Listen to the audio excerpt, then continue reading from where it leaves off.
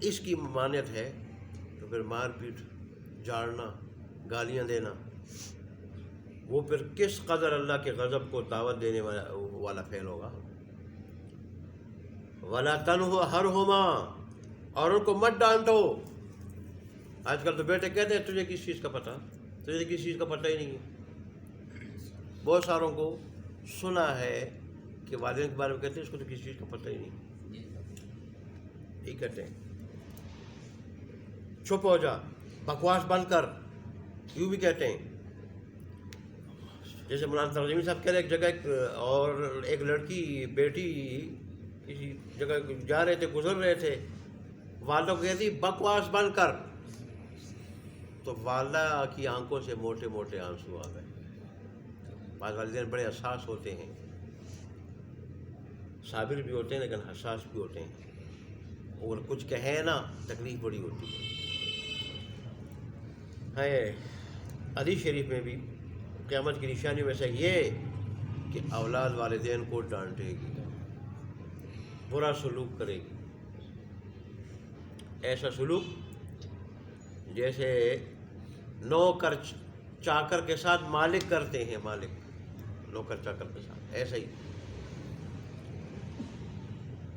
آج کل یہ جو بڑے گھرانوں کے لوگ ہیں وہ اپنے بیٹوں کو بڑی بڑی کالجوں سے، یونیورسٹیوں سے تعلیم دلاتے ہیں اور بہت ساروں کو باہر بھیج دیتے ہیں، اور جب وہ واپس آتے ہیں انسان نما ڈنگر ہوتے ہیں، وہ والدین کو بڑے ستاتے ہیں، اور بہت سارے تو والدین اسے پہ شرماتے ہیں، والدین کہتے ہوئے شرماتے ہیں۔ اگر کسی بڑی جگہ ان کی نوکری لگ گئی، والدین جاتے ہیں کون ہے تو ملازم ہے ہمارا، یا کوئی اور کہہ دیتے ہیں، ایسے بھی ہیں۔ اور ایسے گھرانے والے لوگ زیادہ شکایتیں کرتے ہیں کہ بیویوں کے بنے ہوئے ہیں، بیویوں کے مرید، ہمیں دیکھتے تک نہیں، یہاں تک کہ کھانے پینے کا بھی نہیں پوچھتے، ہم محتاج ہیں۔ والدین اگر محتاج ہوں تو ان کی مدد کرنا، مالی معاونت کرنا فرض ہے، اور اگر وہ محتاج نہ ہو تو بھی خدمت کرنی ان کی ضروری ہے۔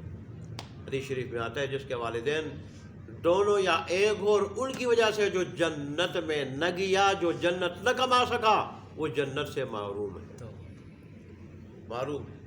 جنت کمانے کا اتنا آسان ذریعہ اگر وہ ضائع کر دیتا ہے پھر وہ جنت نہیں کما سکتا۔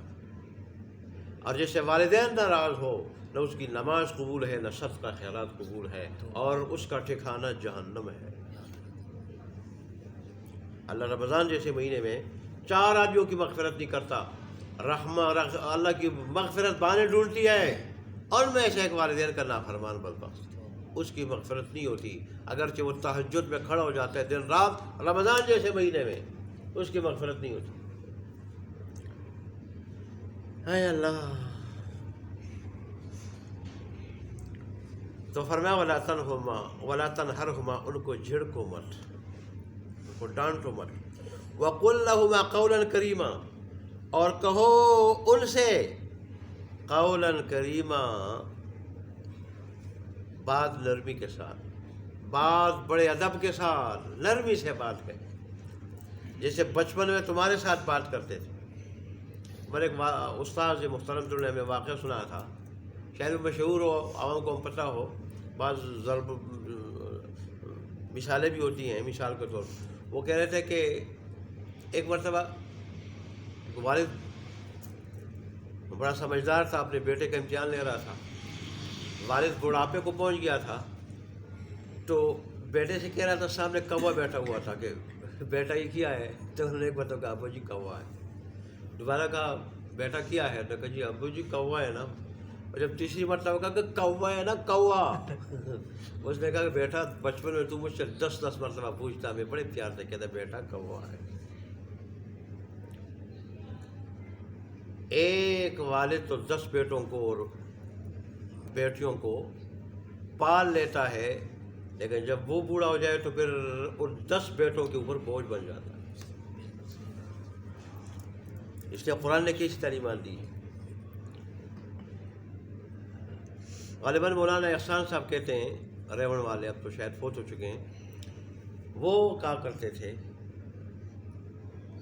کہ ہمارے چچا ہمارے والد صاحب کو کہا کرتے تو بے وقوف آدمی ہے، تم نے دونوں کو مولوی بنا دیا ہے۔ اور میں نے اپنے کو انجینئر اور ڈاکٹر بنا لیا. کہتے ہیں جب اس نہج پہ پہنچے کہ پاخانہ پیشاب نہیں کر سکتے تھے تو پھر بیٹوں نے آنا ہی پاس چھوڑ دیا تھا. اور پھر ہم دونوں بھائی جا کے، ہمارے تایا تھے، چچا تھے، ہم جا کے پاخانہ اور پیشاب کراتے تھے.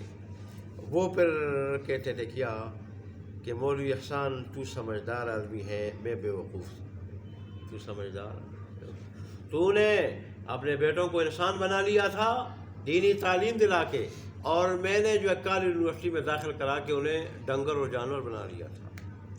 بظاہر وہ ڈاکٹر ہیں، بظاہر انجینئر ہے، لیکن ان میں جب خدمت کا جذبہ ہی نہیں ہے، والدین کے حقوق کا پتہ ہی نہیں ہے.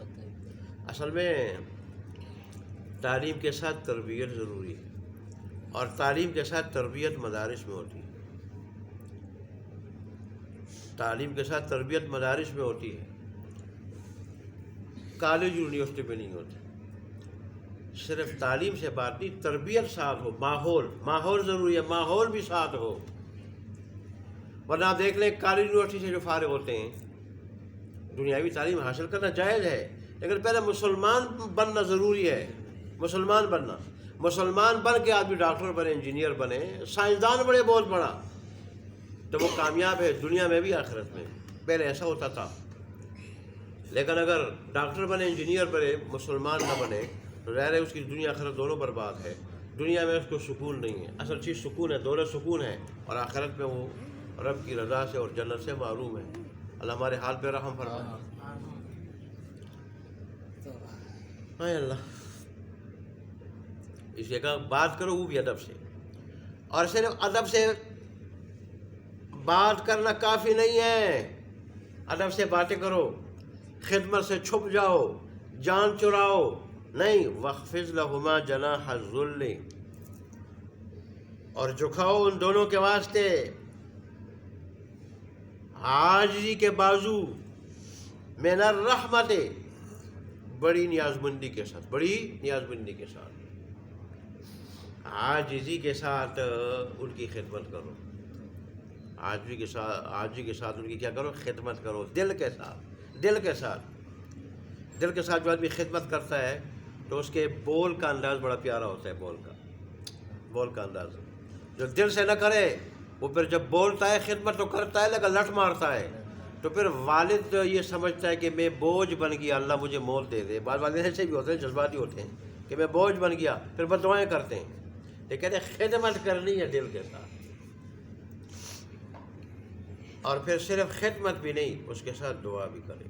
والدین کا بڑا حق ہے، وہ ادا نہیں کر سکتے ہو. کتنا پیارا رب ہے. وَقُلْ رَبِّ ارْحَمْهُمَا، اور یہ کہو کہ اے ہمارے رب ان دونوں پہ رحم فرما، ایسا رحم فرما کما ربیانی صغیرا، جیسا کہ انہوں نے بڑے دل کے ساتھ اخلاص کے ساتھ بچپن میں ہماری تربیت کی. اللہ جتنا ان کا اخلاص تھا اور جس اخلاص کے ساتھ انہوں نے تربیت کی، اس اخلاص کا بدلہ دیتے ہوئے، صلہ دیتے ہوئے ان پہ رحم فرما. کیسا رب ہے، کیسی دعائیں سکھاتا بھی ہے. اس رب سے اگر ہم بیگانے ہو جائیں تب تو وہ کہتا ہے یا ایھا الانسان، اے ناسمجھ انسان، ما غرک بربک الکریم، تجھے کس چیز نے غفلت میں ڈالا ہے اپنے کریم رب سے؟ کس چیز نے غافل کر دیا ہے، غفلت میں ڈالا ہے؟ میں تو تیری توبہ کے انتظار میں ہوں، تیری طرف سے مغفرتوں کے انتظار میں ہوں، تیرے آنے کے انتظار میں ہوں کہ تو آ جائے اور میں تیری مغفرت کر دوں، دنیا آخرت دونوں بنا دوں، تجھے نواز دوں، تیری جھولی کو رحمتوں سے، برکتوں سے بھر دوں. ربکم اعلم بما فی نفوسکم.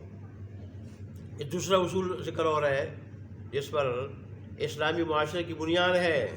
کیا؟ والدین کے ساتھ اچھا سلوک. ربکم اعلم بما فی نفوسکم، تمہارا رب خوب جانتا ہے جو تمہارے دلوں میں،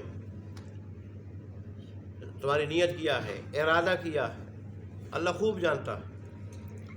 ان تکونوا صالحین، اگر ہو گئے تم نیک، خلاصہ یہ ہے ہو گئے تم نیک، فَإِنَّهُ كَانَ لِلْأَوَّابِينَ غَفُورًا، تو بس بے شک وہ اللہ تبارک و تعالیٰ اس کی طرف رجوع رکھنے والے لوگوں کو معاف کرنے والا ہے۔